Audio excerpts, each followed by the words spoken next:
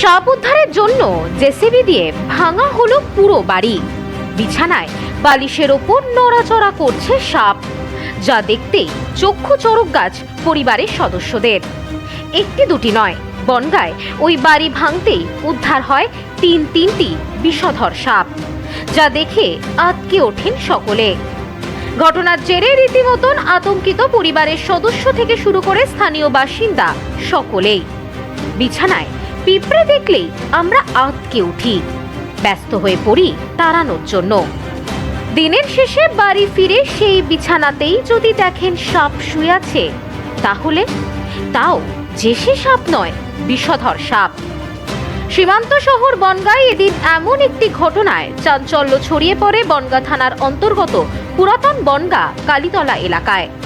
ঘটনা সূত্রে জানা যায়, বনগাঁ কালীতলা এলাকার বাসিন্দা দুই ভাই রামপ্রসাদ দাস ও লক্ষণ দাস নিজেদের পরিবার নিয়ে ওই মাটির বাড়িতেই বসবাস করেন। জানা যায়, প্রতিদিনের মতন এদিনও খাওয়া দাওয়া সেরে রাতে শুতে যাওয়ার সময় হঠাৎই দেখেন বিছানায় বালিশের ওপর রয়েছে বিষধর একটি সাপ। সাপ দেখে রীতিমতন আঁতকে ওঠেন পরিবারের সদস্যরা। এরপর খবর দেওয়া হয় সাপ উদ্ধারকারী সমাজসেবী বাপ্পা সাহাকে। খবর পেয়ে সেখানে পৌঁছায় বাপ্পা সাহা নামে ওই ব্যক্তি।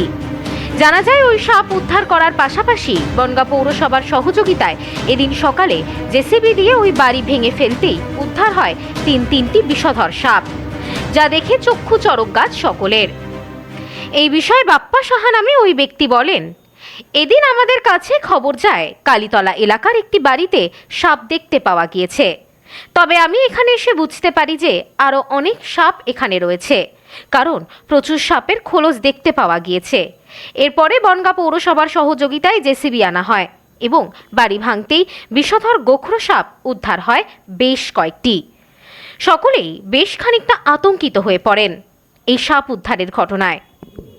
গতকাল রাত্রির আনুমানিক 11টা নাগাদ আমাদের কাছে খবর আসে যে কালীতলা এলাকার পুরাতন বনগাঁ এলাকায় একটি বাড়িতে মাটির দেওয়াল, মাটির মেঝে এরকম একটি বাড়িতে গোখরো সাপ দেখা যায়। আমাদের কাছে খবর আসে, তো আমরা আসার পরে দেখতে পাই যে ভদ্রলোকের ঘর, সেই ভদ্রলোক যে খাটে উনি থাকেন তার ঠিক খাটের গোড়ায় একটি দেওয়ালে গর্ত আছে এবং সেই গর্তের ভেতর দেখতে পাই একটি গোখরো সাপ। আমরা যখন তাকে রেস্কিউ করতে যাই, সাপটি ওখান থেকে নিচের দিকে নেমে যায়।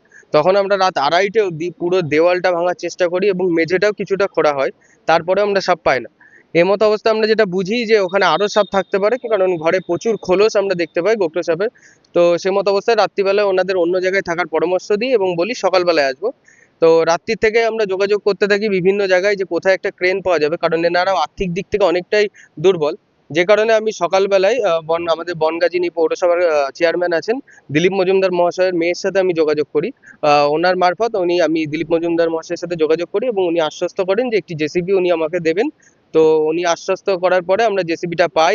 জেসিবিটাকে নিয়ে আমরা এখানে আসি। আসার পর প্রায় 1 ঘন্টা ধরে খোঁড়াখুড়ি হয়। খোঁড়ার পরে 3টে বিষধর স্পেকটিক্যাল কোবরা, যেটাকে গোখরো বলা হয়, সেই 3টে গোখরো আমরা উদ্ধার করতে পেরেছি এই বাড়ি থেকে।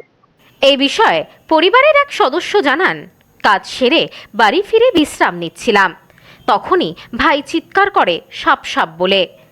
এরপরই আমরা খবর দিই সাপ উদ্ধারকারী ওই ব্যক্তিকে। উনি আসেন এবং একটি সাপ উদ্ধার করেন। সেই সাথে উনি জানান সাপের খোলস রয়েছে বাড়িতে, আরও অনেক সাপ থাকার সম্ভাবনা রয়েছে।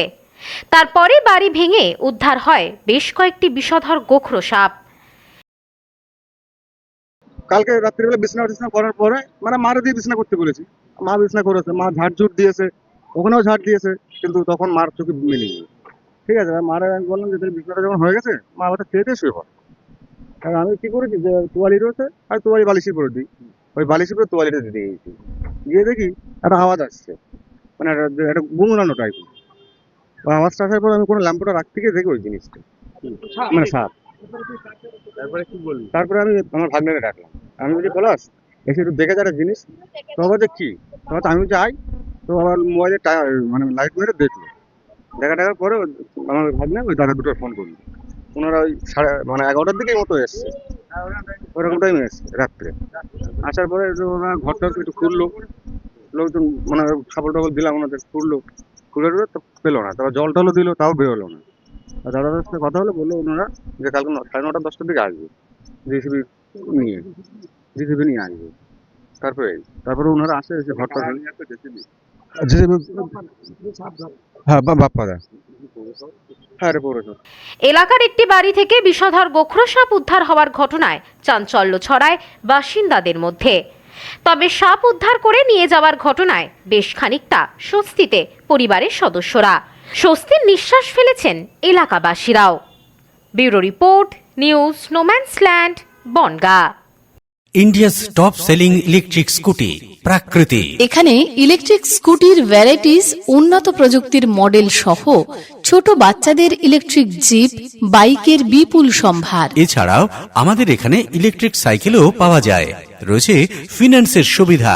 Mrs R M enterprise, proprietor Rajib Roy. ঠিকানা মতিগঞ্জ, বনগাঁ, স্টেট ব্যাংকের বিপরীতে, ফায়ার ব্রিগেড রোড। ফোন 7908183121।